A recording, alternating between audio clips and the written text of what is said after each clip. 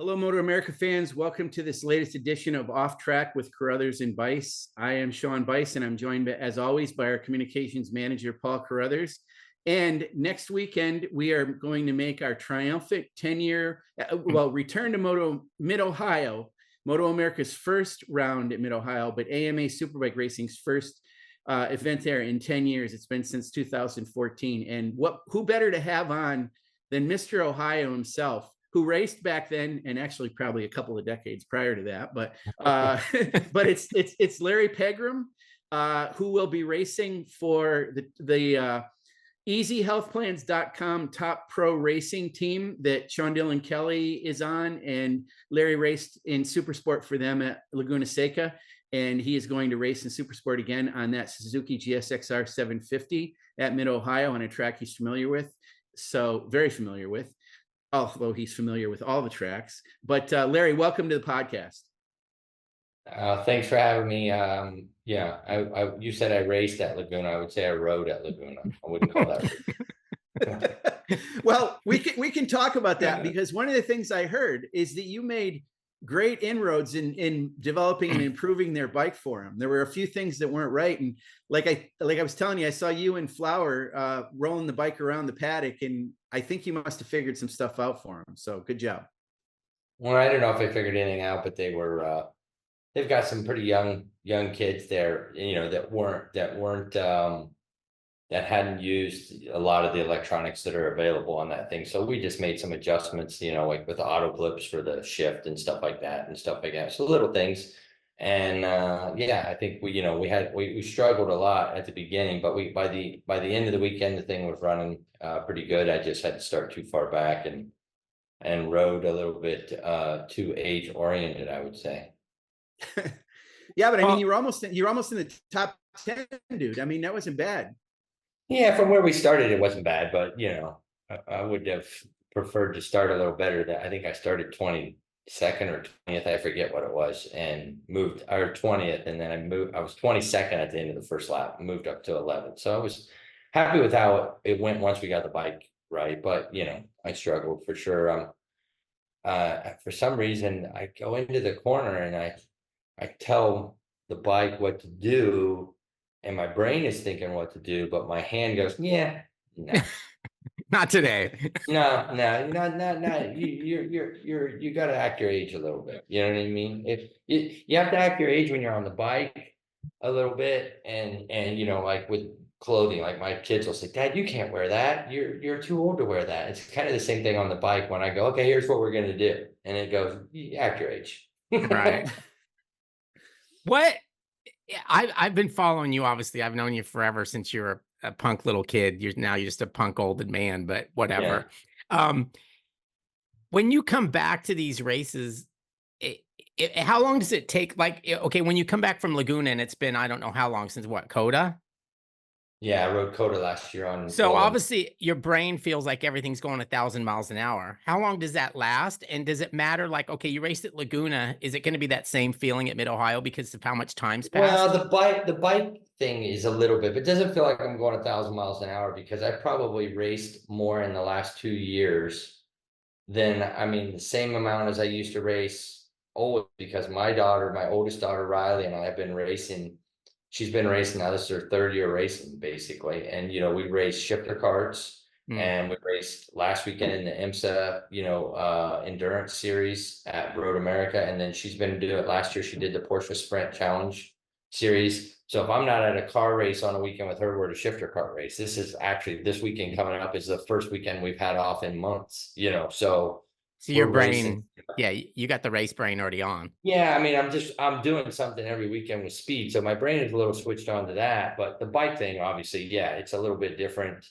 And what I noticed was it's funny because the braking comes back quick, and and honestly, I was always a good breaker, but it's the corner speed stuff that takes a little bit, this just letting off that brake and rolling the corner speed, because that part feels fast, because that's not a feeling I'm having every weekend is the corner speed of a bike. I'm having the feeling of speed, but it's more set still, in the cart or in the car. So it definitely, that part I think is where I struggled when I went to Laguna. It was like, And I know I'm going slow, but it just takes a little while to get that one back.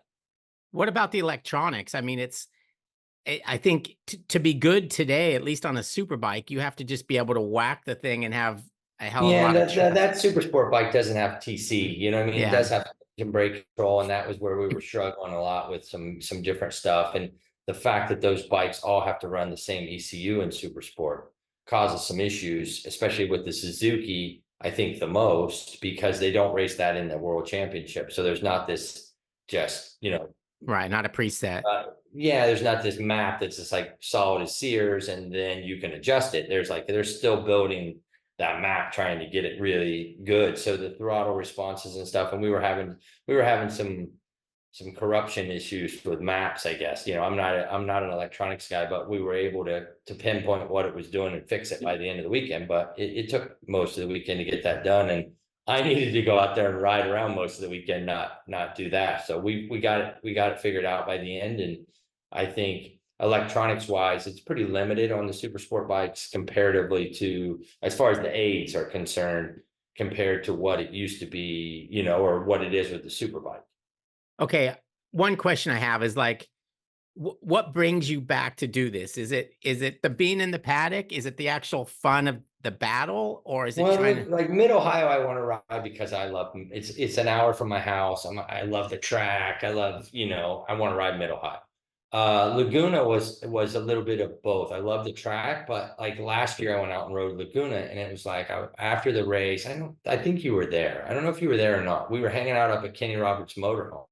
And Chuck was there, Kenny was there, Bubba was up there, Wayne, you know, all these guys that are now, they're all older than me, but they were my heroes and they were my mentors. When I was coming up too, they were helping me. And we were sitting around there and we were talking about, remember that time when we were at the ranch and you jumped the rental car, blah, blah, and you cut your finger. I mean, it was just, and we sat there, it was Sunday night after the race, and we sat there until dark, and Kenny was barbecuing, and it was just, you know, it was one of those deals where I was like, man, I want to go back and do that again. And I knew Parker was going out there, Scotty Parker, and Ricky Johnson was out there. And we didn't get that same, you know, that was like a once in, you just get that deal where you all get together. We tried to get together, and I got to talk to all those guys, but we didn't get to do the same thing. But that was the reason I wanted to go to Laguna, just to see all those guys. And I got to see, Kaczynski was out there, which I hadn't seen him forever. And we kind of talked, and Ricky Johnson was there, and Bubba was there before he got killed.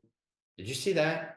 No. So I did see that. I'm like, what? So Bubba was there, and all weekend we kept missing each other. He's like, I'm at the Ducati pit, and I'm texting, no, I'm over here. So, and then my friend Paul Cohimas that was there, that I used to race when we were kids, he goes, did Bubba die? And he sends me this text with the thing. And I was like, what? I mean, I'm freaking out, you know, and then somebody's screwing around trying to get a GoFundMe account or something. It's horrible. It seems to happen more and more. They killed my dad off a couple of months ago.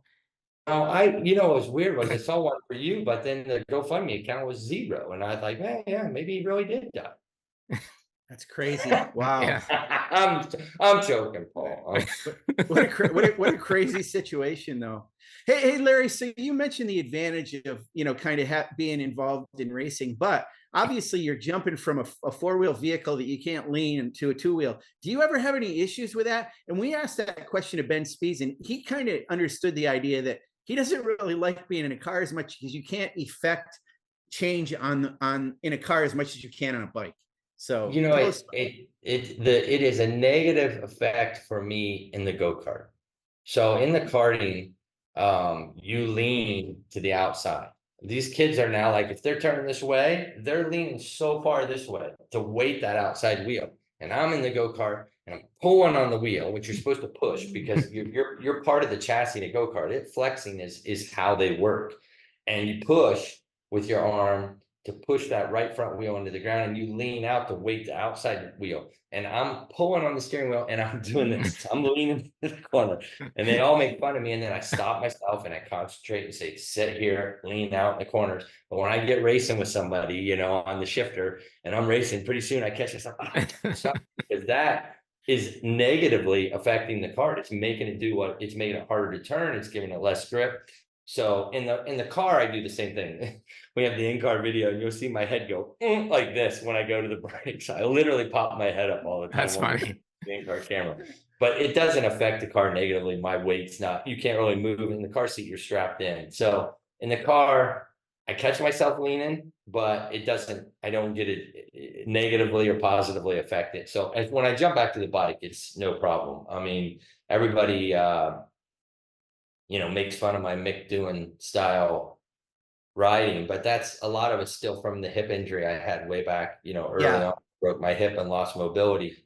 And even if I didn't, you watch me or Bayless or any of the guys that, are old guys that ride now, it's like, you don't hang off the bike. We just don't. It's not natural. It feels weird. It feels like when I get that far off, I mean, I can do it. I can hang way off and get my elbow close to the ground or whatever, but it feels like I have no control over the bike. And the weird thing is the way, when you get that far off the handlebars, like, I'm used to sitting on handlebars like this, and like, you almost need the handlebars straight down to be able to hang body off that far. I don't know how they actually hold on to the handlebars properly like that, but that in tune tells you a little bit about today's modern, MotoGP or Superbike is they ride them with the ability. They're not making that bike do what they want it to do. They're letting they've programmed these bikes. They've set these bikes up to where they're hanging off of it, but they're not muscling it. We used to go in there and, turn, and now they just hang way off, and there's no way they're muscling it from that far off the bike. And I think that's where I struggle. I want to be able to move this thing, and it's probably a very negative effect on the bike. I know a lot of the things that I do that are incorrect. And some of it is physical, like I said, my hip. There's other things I do that I know if I would just let the bike do a little bit more of the work and quit trying to force it, it would do it. But back in the day, the bikes weren't made as rigid and the tires weren't as good. So you had to make the bike do what you wanted it to do. I think it's just it's the bikes just keep getting better. And the rider aids, it's funny when the data guys will look at my data and are like, you don't need to blip the throttle on the back shifts. It doesn't, because I'm still, I'm still doing the throttle, and, I'm still not just whacking it. I'm, rolling the throttle on, and it gets I rode the BMW when I did that a couple years ago at Road America. The BMW guys were like, something's wrong with your traction control. And I said, why? And they were like, well, because you're using an average of 1% of the traction control for a lap. And the guy's like, that's impossible. You're just barely nicking into it all the time, less than 1%. And so we went through the carousel, which is where the other guys were, and they were into it constantly. And he said, yeah, see this? And I go, yeah, but let's look at my hand. And he goes, and then finally they realized you're not using the traction control. You're keeping it right there. And they said, you just have to hit it. I go, I can't. My brain doesn't go. There's no way. You're sitting here doing like this. I don't trust you. I trust this. Yeah, but so Larry, when you rode the Yamaha R1 for Foremost sponsored, and you were kind of like a secondary Yamaha team and worked pretty closely with the factory, or the factory team back then. You must have had to use TC, didn't you, on that bike? Oh yeah, we've used it, but I would always use the TC for safety, where the guys now use it for maximum acceleration, I would say. So in other words, they go in the corner, they lean over, they whack the throttle, and they pick the bike up to add more grip to the bike to accelerate, because the bike will only accelerate if there's an adequate amount of grip where the tire's not going to spin. And I would use the traction control for, you run it off in there, you're on the very edge of the tire, it's still moving around a little. Right when you go back to the gas, I didn't want it to go whoop, like we used to always do back in the day. As soon as I would start to pick the bike up, I would use my hand, and I would never have the traction control built for the bikes that I rode where I could just go wide open. You know what I mean? And just hold on and hope that the traction control gives me maximum. So we rode them a different way. I mean, the biggest thing is not, once you pick the bike up, that traction control off the corner is somewhat important. The biggest part of the electronics that's important to build the mapping properly is the engine brake control, the turn-in engine brake as you're turning in, and then that first part of the acceleration with the throttle. And we built in 2014, when I rode for EBR, when I moved to Eric's stuff, they weren't fly-by-wire. And my mechanic, Dave Weaver, which works with the Tyler guys now, we took that bike and we made it fly-by-wire. I told Eric at the time, I said, we have to have engine brake control properly for a V-twin. There's no way this thing's going to work without that. So we took that thing and it took us half the season to get it right. But by the end of the year, that bike had the best electronics I'd ever ridden. And then Canepa came over, which he turned out to be a complete dickhead in the end, but still he came over and rode that bike. And now he'd rode MotoGP bikes and everything else. But when he rode it, he said, hey, this is the best electronics I've ever ridden in my life. Wow. So it was pretty encouraging when we heard that. But like I said, I never had it set. I mean, you could set them up to where you can just whack them, but we always would turn that back a little because I wanted to be able to just spin the thing off the corner a little bit to finish the corner. But the engine brake control is the hard part. It's because when you first jump on the brakes, you want that thing to almost freewheel because you don't want it moving around when you first jump on the brakes. But you want it to come in more and more and more, but also realize, hey, maybe I'm in here too hot and I'm on the front brake and the rear wheel's not even touching the ground. So don't come in. But then right when I'm letting off the brakes and I'm turning the corner, I need that thing to stop on the rear wheel. So in other words, no engine brake a little bit, and then like I got a Jake brake on a semi right as I turn in and let off the brakes to stop it so I can go the other direction. And that's the part that's hard. In the MotoGP now, they even have flaps in the exhaust. So what they'll do is they run those things and they have the engine brake control open. And then right as they start to turn into the corner, as they're letting off the brake, they'll literally close the exhaust, just mute the motor completely, like it's got a Jake brake going. And then they open it back up. So it's pretty crazy now on those things. 300 horsepower now they're using with all that aero. They need traction control everywhere because 300 horsepower is uncontrollable with your hand. Yeah, for sure. So tell us about Supersport, what we call now Supersport Next Generation. And we need to point out, of course, you're on a GSX-R750, which is normally has a throttle cable, but those bikes all have a fly-by-wire that was developed in cooperation with Team Hammer. So you have fly-by-wire, like you mentioned, with your EBR. Does that give you any kind of engine braking adjustability? It does, and that's what we were working on, but that's where we were having problems. But it does, and that stuff is time consuming. Pushing the bike into the corner more than you want, or stopping it more than you want, is a fine line. Like I said, it's a fine line, and you can do the more advanced electronics can do it by GPS, so you can do it by the foot. You can say I want here, here, here, and as soon as I get to this point on the track, I want more here. That system doesn't have the ability to do it by the foot, but it does have the ability to do it by RPM and by throttle position and stuff like that. So it's the Supersport class to me seemed. I thought I was coming in there with a cheater bike, and then I found out that they slowed that 750 down, which kind of hurt my feelings. I thought I can ride a 750 and everybody else was 600, but they neutered it a little bit, so it was kind of I knew that was like that, but I tried to get them to let me ride 1,000. I thought if you were over 50, you should be allowed to ride 1,000 in the 600 class. That's fair. So are you really 51? 51, yeah. That's hard to believe. Well, how old are you? No, I'm way old. I'm not saying you. I always think of you as being younger. I know. Well, I always think of you as being old. So I'm 63. You look great. Wow, thanks. Isn't that weird? As we get older, we tell other men when they look good. Yes, you look great. Right. I do it all the time. I point it out all the time.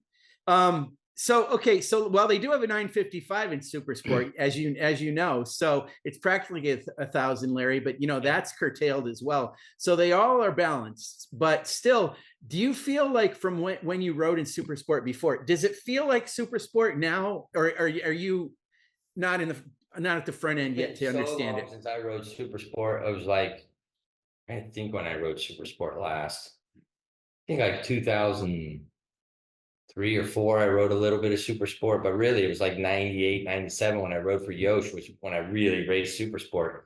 It definitely seems, I mean, the bikes are so much better now. Back then they were front end chattering. It was like taking the rental car out on the track, not like a race car.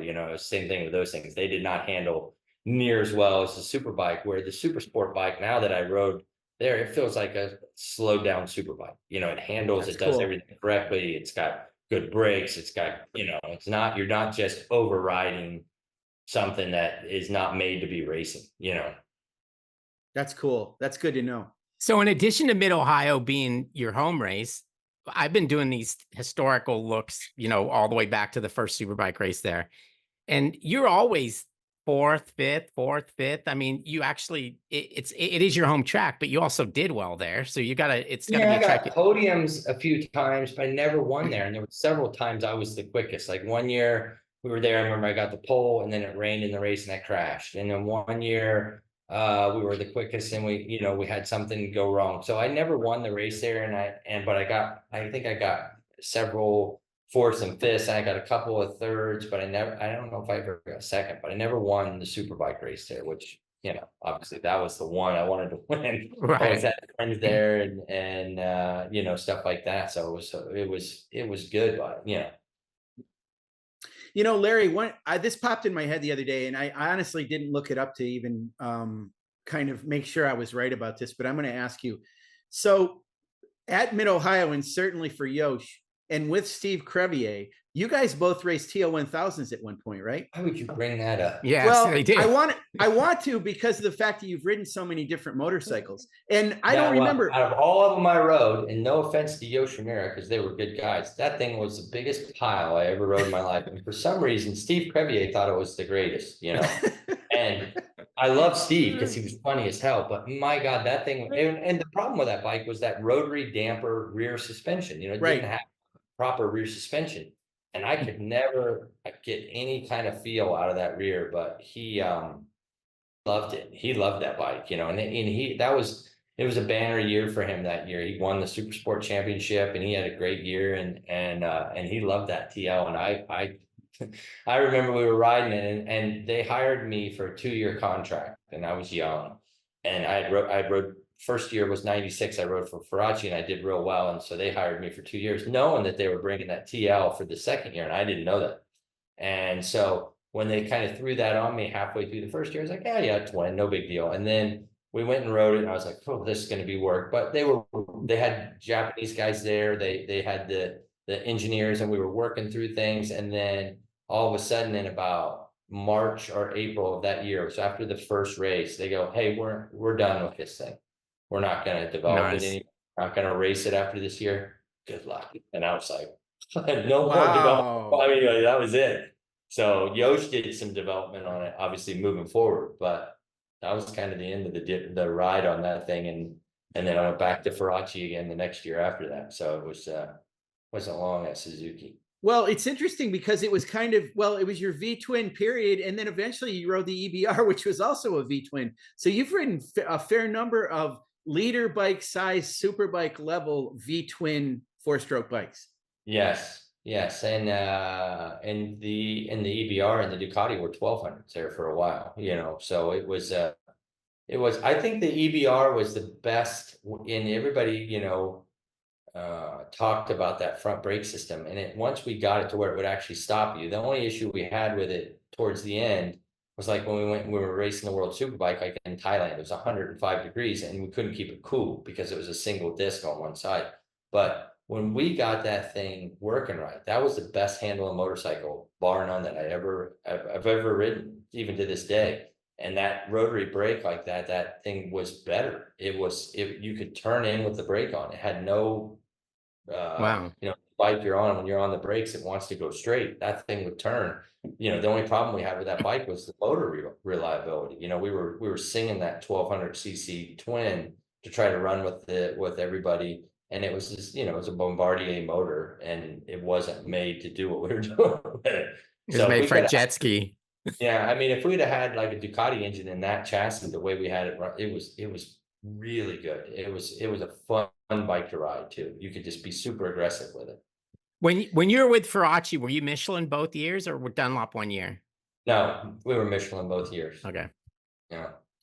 Well, that's a good point. That's a good point, Paul. So you brought up Larry won a superbike race on Michelin tires at Willow Springs. Right? I remember. Yes. Yeah. On Michelin tires of all things. So were you a Michelin? And everybody said I won because I was on Michelin tires. Right. I know they did. But they never said, "Hey, you didn't win any other races this year because you're on Michelin tires." Right. You know, it was always, "Oh, you only won that one." And that's how it works. Yeah. That's a really good point. Well, having said that, was it anything about the tires at all at that track? Well, we just had one that would last a little longer before it blistered, and the funny thing was, is I won that race that day, and we blistered the tire, and I didn't even know it. So it was pretty sketch when you looked at the tire after the race, but Michelin was always good to me. They're a good company. They just weren't racing in the US. You know, we were the only team racing them, and it was kind of a side deal. So I can remember they would bring in tires that year in '99, and we were competitive. You know, we won the race there. We were running up front at a bunch of them, and they'd have like 6 tires they'd bring in on a weekend, or rear tires, and one of them would say Assen, and one of them would say Monza, and it was literally World Superbike tires that were left over, but they'd only have one of each one. So Veracci would try to look at them, and we would try to decide, well, it's just a little softer on the right than it is the left. It'll work good here, won't work good here, but that's the only one you get. So we're going to use that one for race. Oh, no. And then I'd put it on and be like, yeah, it's good or it's bad or whatever. You know, I mean, it was a different story. And you know, when I look back at all the stuff I did, some of the best times I had were in that year. You know, Kevin Schwantz was kind of my, you know, somehow we had really become close in that time period, and he came to all the races that year with me. It was kind of my manager / mentor, and we just really, I really enjoyed that year. And being with Veracci, '96, I was scared of him. By '99, when I went back there, I could enjoy him more. In '96, he was a different guy. In '96, he had, you know, basically had Doug Poland, and they had won everything up till then, and then all of a sudden everybody had caught up to the Ducati, and it wasn't just dominating every single race everywhere. And he was funny. I was teammates with Sean Higby that year. Yes. And, yeah, and Sean didn't do, you know, as well as I was doing that year. But Sean wanted, and data was fairly new at that point back in those days, but Sean was really into the data. And we were at a race in Homestead, and I was on the pole. I got the pole in the qualifying, and Sean was pretty far off the pace, and he was looking at the data. Sean would look at it himself, and finally Ferracci said, "Hey, maybe you be the data guy, and we find somebody else to ride the bike." Larry, wasn't one of your teammates at that time also Alessandro Gramini for a little bit? He came in for a couple of races that year, yeah, and he was the one, and he was, I mean, what a ball that guy was. I mean, he was just one of the, I'm still, to this day, whenever I see him, we just really enjoy each other. He was so funny, and he didn't speak any English. And I was screwing with him constantly, teaching him stuff to say that was wrong. You know, I would say, yeah, saying hello is nice, but you should say, hello, would you like to suck? You know, something like this, I would tell him. And so so they would come up to him and they would talk, and he would say that to him, and everybody would laugh, and he thought it was funny too. And then we were somewhere, and I taught him something like that, and he kind of knew it wasn't right. And the head guy from DKNY, which was sponsoring us that year, for Ferracci's team, showed up at the race, and he goes up, he goes, hello, and everybody goes, not the time. Yeah, but he was a really good rider, but he was super funny. And like I said, anytime I go to Italy, I see him and hang out, and he's still racing over there too. Oh, I didn't know that. Wow. Yeah, I've seen that.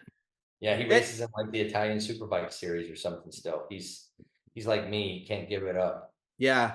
I've got something a little off topic, but JD Beach won a half mile the other night. And so he's only a mile away from winning the Grand Slam. Right. Of the dirt tracks, is the mile the hardest to win? TT, I think, is for me, because that's what I'm, you know, I'm TT. I need a TT, and I've got the Grand Slam, you know what I mean? But we used to own, when I raced flat track, we had Peoria, and beat Chris Carr, you know. Right, not happening. Yeah, it's like, you know, it's like dating Pamela Anderson. It ain't happening. You know what I mean? And he, I got second there one year and led it for a really long time. And Yeah, I mean, that was it. TT. If I had a TT, I had my Grand Slam. So Wow, Larry, you got to do a TT. You can do it. well, Go they got one in back. Sturgis this weekend, and it's like Right. 90% pavement. But I I don't know. have Yes. a bike. So maybe if anybody's got a bike, I'll get out there. If I can win a TT, I'm done. Yeah, that's what there's a couple of them. I mean, that thing out in Arizona, there are a couple TTs that are kind of different. You got to do this. Well, the TTs are becoming especially Peoria now, jumping a 750. It's not something I'm real keen on doing. And to win one of those flat track races, to be honest with you, I was doing them pretty consistently there a couple years ago. I was having fun and I got pretty quick, and we went to a couple places and I won a couple heat races and started on the front rows for the mains and stuff. But to win one of those races, it's just so difficult. And if it was a slippery, smooth car track where it took a lot of throttle control and finesse, I was pretty quick. But as soon as it started getting bumpy and stuff, the racetracks are way rougher now than they Yeah, used to. they But are. they're not. You know what I mean? I don't ever remember a track being rough when I was 20 years old, 18 years old racing flat track. But Right. now Yeah. it's a problem. Right. I'm You sure probably that's didn't. not the case, but You probably didn't know that the guardrail was as close as it was either. I can remember. I just remember I used to like the tracks that were bumpy and stupid and nobody wanted to run. Everybody was complaining. That was when I was like, let's go. And now I'm like, this is stupid. Why are we racing?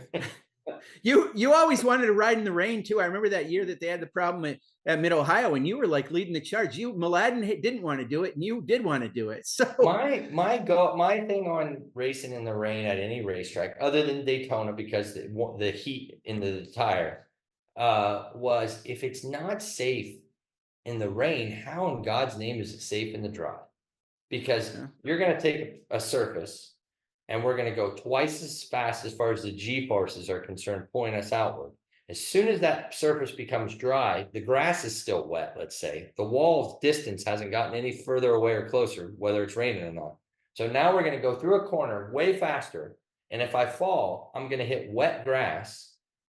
Versus if I went through there when it was wet, I'm going to be going way slower through the corner. So if I fall, am I going to slide a little bit faster on the pavement and not, the friction's not going to slow? But my goodness, how could it be? As soon as the surface is dry, that wall and the wet grass is still sitting there, but we're fine. Come on, guys. You know what I mean? What's the difference? You're going to hit the wall way harder now than you were when it was raining. Right. That's a good point. That's good perspective.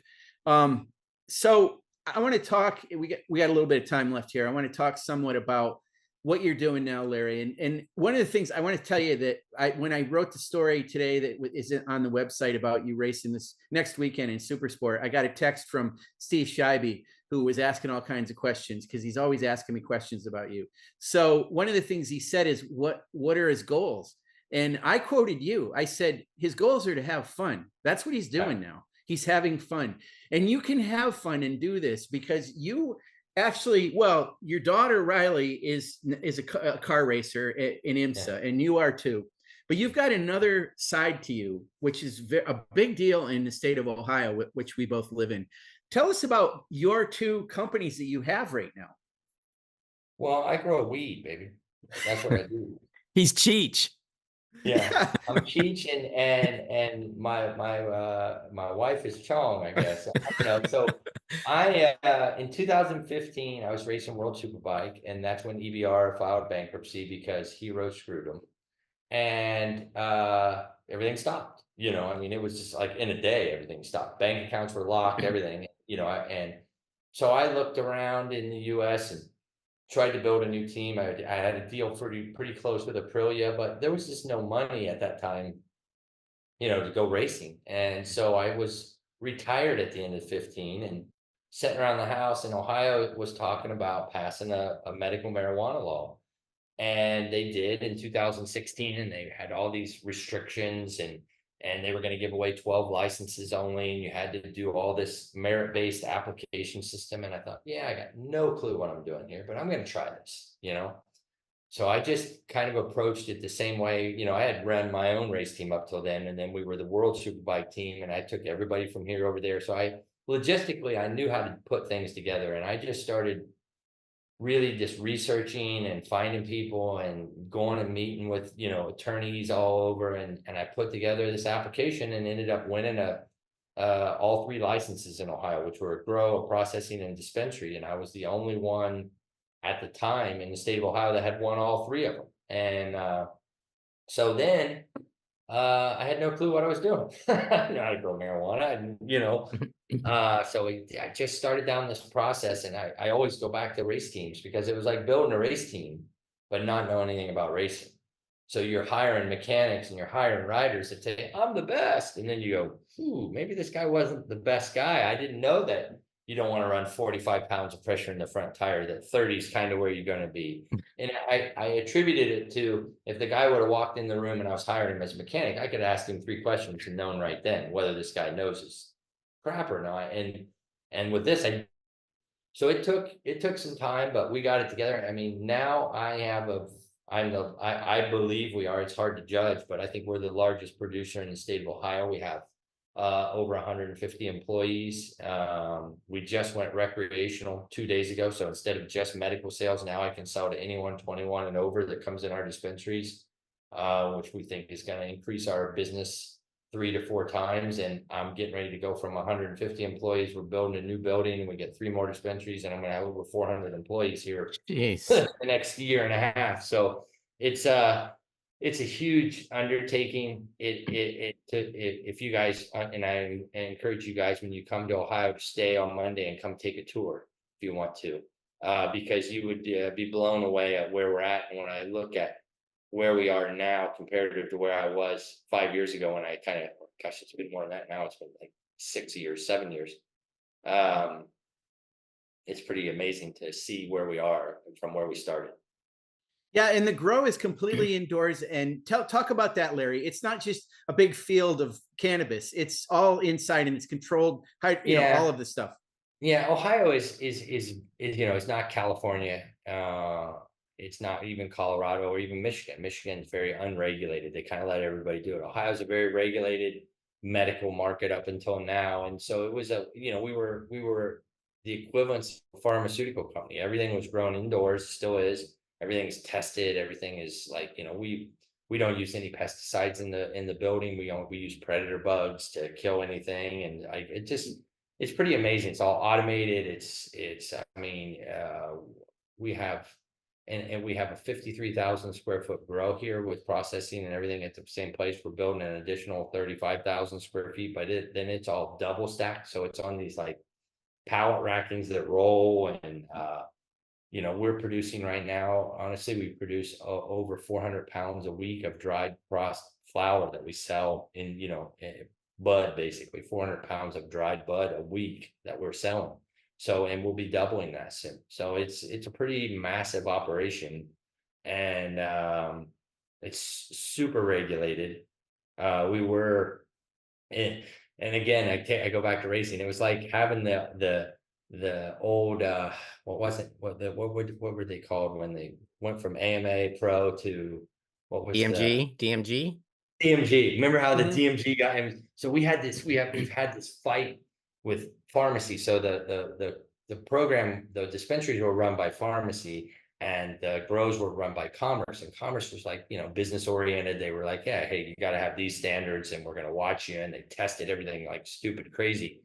But pharmacy just didn't like the program. You know, there were a bunch of agents, basically, a lot of them retired DEA agents and stuff that they had brought in to police us. And they're like, man, we're watching you guys, but you're doing what we put people in jail, you know? So it was a really contentious relationship.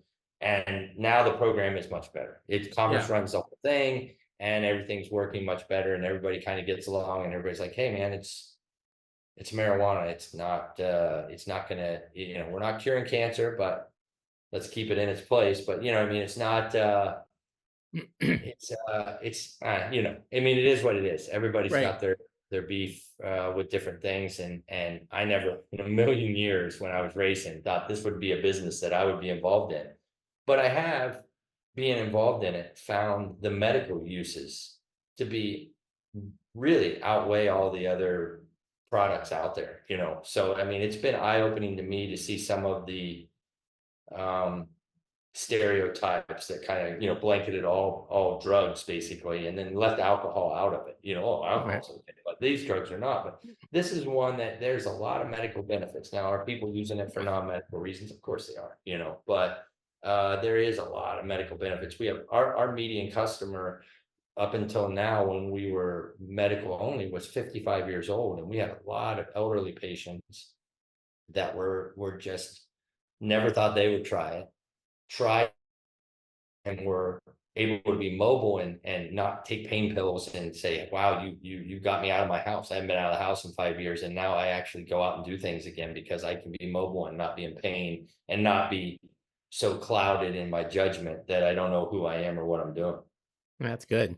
Yeah. The other thing that I found fascinating about your business, Larry, when I looked into it a little bit, is kind of the sustainability. So you have, I'll call it waste or byproduct of the processing of what you do, but you can't just put it out for the cows to eat or toss it out. It's regulated. So talk about what you have to do with after you're done processing your product. Well, so we do two things. So when you look at a marijuana plant, it has what's called, we call it flower. Most people call it the bud. Now that flower is waiting for is a female plant. It's waiting for the male plant to actually pollinate it, turn that to seed, and then fall on the ground and regrow like all plants would want to do. But we don't allow any male plants in the building, and we just have the female, so the bud doesn't get seed in it. But once we take that bud off the plant, you have all the other stuff that's on the plant. Now the roots and the stems are basically useless, but the rest of the thing, leaves and all the byproduct of that, we call trim. So we take all that and we turn all that into oil. So we use that for oil, for vape pens, for lotions, for gummies, you name it. We turn all that into oil, and we use that. It's the same product basically at the end of the day. It's got THC in it. It's got all the cannabinoids. But then the stuff that we end up getting rid of, we actually put into a dumpster that a special company has to come and get rid of. But that stuff has no THC in it or no medical use or anything. So I'm sure people probably think that they're getting something when they get our trash, but there's really nothing in it that's any good. Those are dumpster divers, I guess. Right, but you still have to be careful with it, Larry. I mean, yeah, it's regulated here. It's I mean, it's so much different than some of the other states. You go up to Michigan, and we have 24 grows in the state of Ohio now. It's supposed to be 12, but everybody sued and they got more. But Michigan's got over 3,000 grows because they kind of let anybody do it. But then they can't regulate the market, and then they have people that are spraying Roundup on their product that you're going to then smoke and so forth. So our stuff's very regulated. It's a really high quality product.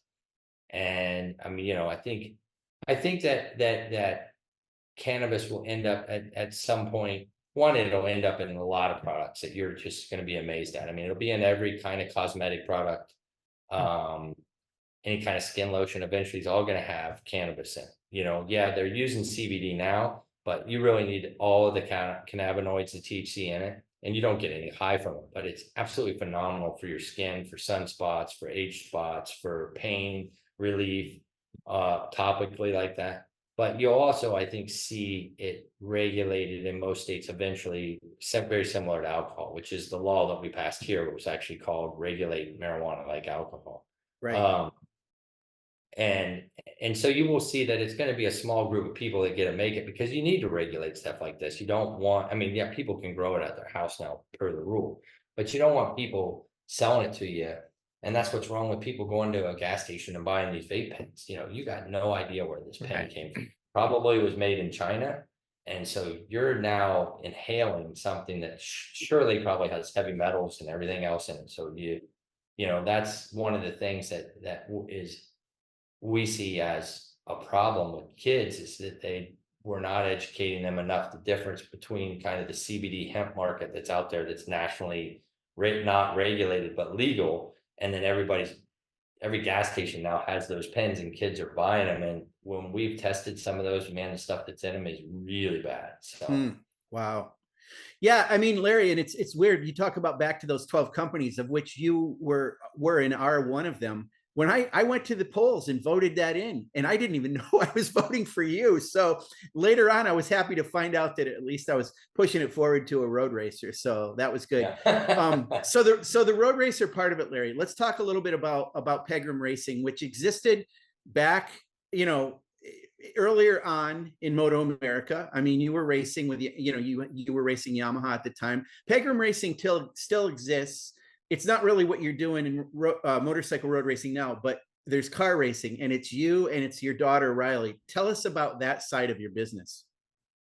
So Riley, I have two daughters, Sophie and Riley. Sophie's my youngest. She's 15, getting ready to turn 16. And, I had tried to get both of them, not tried, I offered the ability for them to get into karting at a very young age. They weren't that interested in it. Usually it was a heat thing. It was too hot out there, and I don't want to put this helmet on when it's this hot.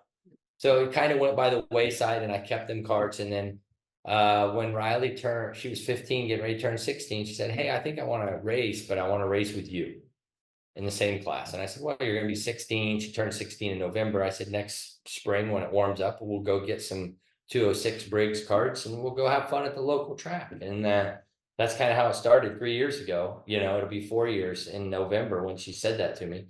We went out that next spring and did some local races, and it took me a month or two, and I would turn around and she was right there. And I was like, "Okay, you're getting faster. You want to go out to this thing in Vegas they call the Super Nationals?" I said, "We're going to get smoked, and you got to move up to the 100 class because they don't run 4-strokes." And I took her out there, and they had, the class that we were running was called KA 100. And they had 82 guys in the class, which is, they were supposed to knock it at 80, but they had 82. And the top 78 were within 1 second of each other. Wow. So, we found out very quickly, the level, but she loved it. She was like, "I love this." So we started doing the Pro Series that winter in Florida.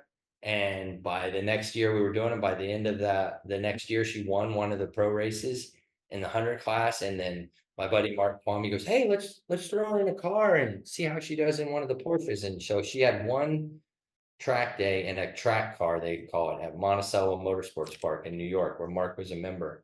And then all of a sudden we ended up racing last year after the next winter, through the winter, and then we were racing last year. So last year she raced in the Porsche Sprint Challenge. She was a Porsche junior driver and did really well for her first year. But we really struggled with learning the tracks. She would show up, you would get 2 half-hour practices and race. So we were always behind the 8 ball. So this year, at the end of last year, instead of doing that, I said, "Hey, let's go to Mid-Ohio." And we did an 8-hour endurance race in Mid-Ohio in a Mazda Miata, and we ended up getting second place. And she's like, "Dad, I love this. I love racing with you and doing endurance." And then, my association with MotoAmerica versus and AFT and with Jim France and the whole, NASCAR family, it was natural to go to the IMSA. So we went to IMSA this year and started in what is kind of the lowest series of IMSA, which is the TCR class in the Michelin Pilot Challenge. And we just actually did,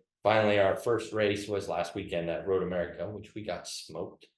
But it was what was expected for our first race. We had a lot of little things, and I built kind of Pegram Racing back up. I've got a trailer now and started getting some crew put together, and it's slowly spiraling right back into it again. But it's great because I actually get to go hang out with my 19-year-old daughter every weekend at a racetrack and talk about racing, which I never thought was going to be the case. So for me, it's perfect, and then like we went up to Road America, which is such a cool place for me because of winning the race back in 2009 when I beat Matt, and nothing better than beating that guy because he was such a dick,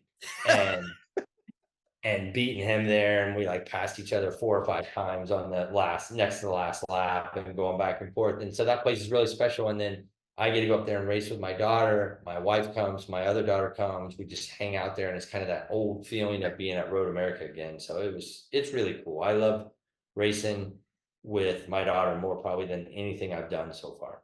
Oh, that's very good.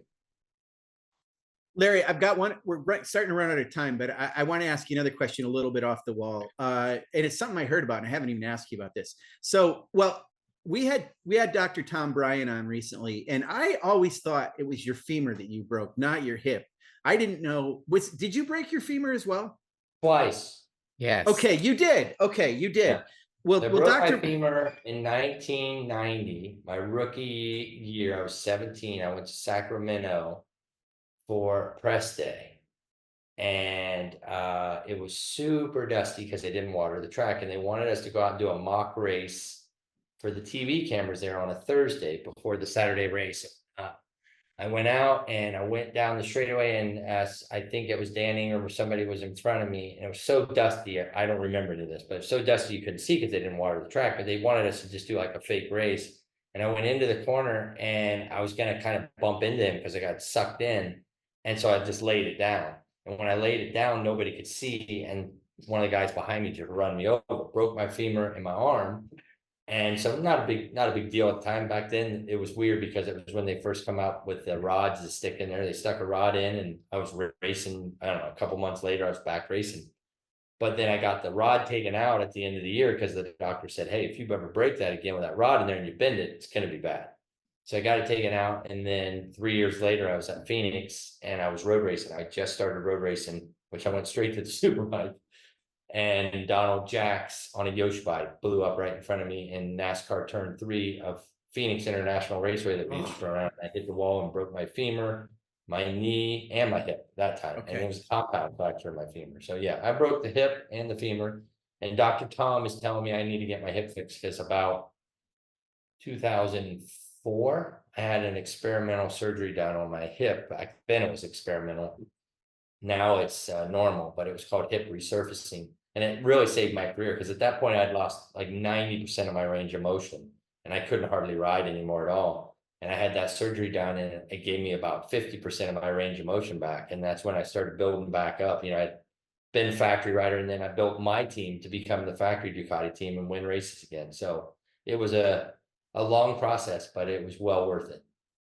Yeah. So this brings us to, I heard this about you, and I'm just going to ask you about this.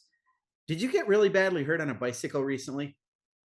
Last year, yeah, out, you know where we live, out on my street on Hill Road, a woman hit me on my bicycle from behind. And I live on a country road. It's so country that doesn't have any lines painted on it. Okay, Right. that's where we're at. And I was cruising down the road, and my GPS on my little thing said I was going 21 miles an hour. And I accelerated to 48 miles an hour within a tenth of a second. So she hit me from behind. Said she didn't see me, which she must have been on her phone or something, but it luckily hit me and knocked me forward. The bike went under, but it beat the crap out of me. I was beat up for a good long time, but I rode my bicycle yesterday again, which my wife has a radar on the bicycle and all this other stuff that beeps and makes stuff for the cars. But yeah, like it beeps them if you're stopped for any long period of time or whatever. Yeah, I had heard about it, Larry, but I didn't ever hear it from you. I didn't know what happened, the extent of your injuries. I didn't know if the person was cited or anything about that. Well, you know, it wasn't really, there was no permanent injury. I thought I broke my collarbone at the time, but I was only about a mile from my house. So I just had the girl take me home. I was like, put, you know, the pieces of my bicycle in the back of here and take me home. I was bleeding everywhere because, you know, you wear that, you know, you wear your little foo-foo shorts and shirt. And then I went home and I wanted to get in the shower because I knew if I went to the emergency room, they were going to wash all that out with alcohol and a wire brush, how they do. So I wanted to shower myself. And then when I got in the shower, my shoulder started popping. So I thought I broke my collarbone, but it wasn't. So I had no broken bones, but I had road rash that took months to heal, you know, and just beat up. I mean, I was beat up pretty good. Yeah. I can't believe you got out of that as easily as you did. Yeah, if you'd have saw the bicycle, it was in pieces. I mean, if I would have got sucked under, it was a Jeep that hit me. So the bumper hit me in the butt and the bike went under the Jeep and it shot me forward. So if I would have went under, it would have been no good. How'd you not kill her? Well, that's the point. You sound like you're pretty nice to the lady. So it was weird because I felt it at the last second. And I thought that it was because it was a Jeep. I thought in my brain, as I'm in the air, you know how when you're crashing, in my brain in the air, I'm thinking it was a bunch of kids and they just hit me on purpose. Because I thought, how could you not see me? I wasn't in the middle of the road. I was over to the side and there's nobody anywhere to be seen. And so I was in the air. I remember as I was falling and I was, you know, I could feel it just tearing me up. And I remember cussing and thinking I was going to kill them. I was kids. And then I'm laying there and I see, you know, the feet get out of the vehicle. She stopped right away.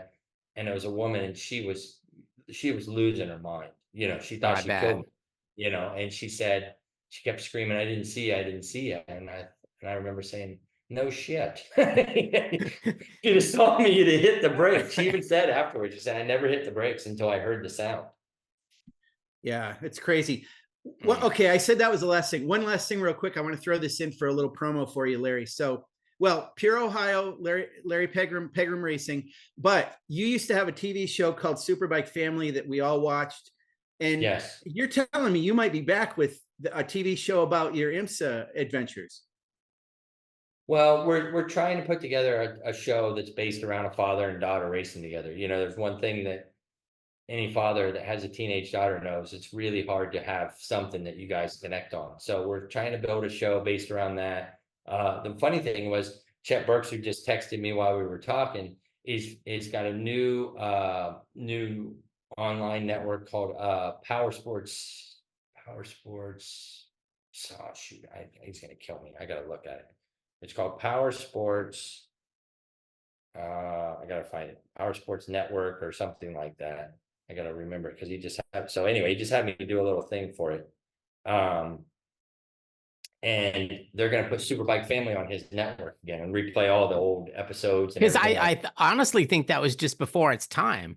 It was. I do too. If it was now, there's so many ways you can do it for less money, and you can get so much more exposure with it. It would be, you know, the thing really started to take off. The third season that we did it was on Speed Channel, and they put it on right after the Supercross. And so, because what I did back then was foremost just paid for the production costs, and Chet was my buddy, so, and he was already at the track, so we could do it cheap. And we just gave it to Speed. And the first year was on Discovery, which was HD theater. And then the next 2 years it was on Speed. And they came back to us after the season was over, and they said, hey, by the way, this thing's carrying the Superbike number or the Supercross numbers. After the Supercross, the last 2 episodes carried the Supercross number. Wow. So we would be picking this up, no problem, and we'd pay for all of it. But we're selling to this thing called Fox Sports, and they don't want to do any motorsports. Now, obviously, they do motorsports, but so we just kind of let it die. I mean, I didn't have time at the time to chase it down. And I always thought the same thing. I always thought it was a little too early. Duck Dynasty was like another year or 2 later, where it was a family-oriented show. The only thing out at that point was the Kardashians. Right. And so Chet and I actually went to one place and shopped it, which was Spike TV back in the day. Yeah, I remember them. Spike was interested in it.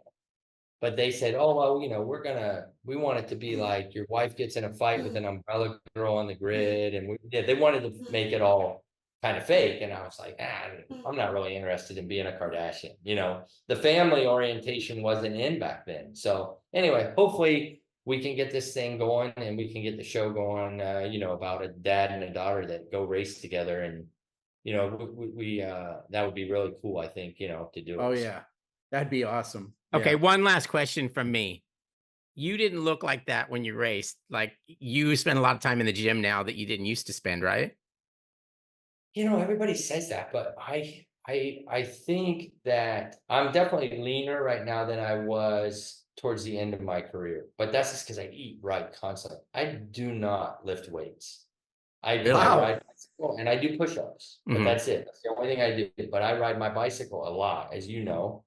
And I eat right. I mean, I started about a year and a half ago eating clean. I eat no processed foods, no, you know, I just eat all real food and eat right. So I feel better now than I've felt in really a long time. So it was interesting for me to go ride at Laguna after I felt like I was kind of in, I'm not in better shape because I don't do the cardio that I used to do, like when I was racing. But I'm in better shape, like with what I'm putting in my body and everything. Right. And we could talk another hour about the poisons in our food and all that kind of stuff, but you would get bored with me, and my dad would be like, "No, again, I just need a cookie."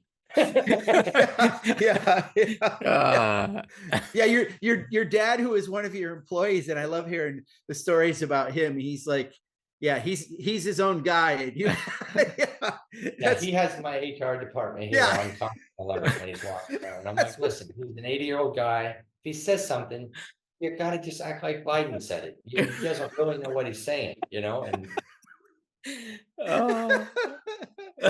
this is awesome. Larry always makes me laugh. Yeah, he's the best. Larry, thanks for being on with us. We're looking forward to seeing you next weekend at Mid-Ohio. Your home track, an hour from your from the track for you and for me. So we're all gonna have a good time up there. It's gonna be fun. Yep. Come Okay. to Mid-Ohio and say hi. All right, Yes. guys. We'll see you there and travel safe. See you guys.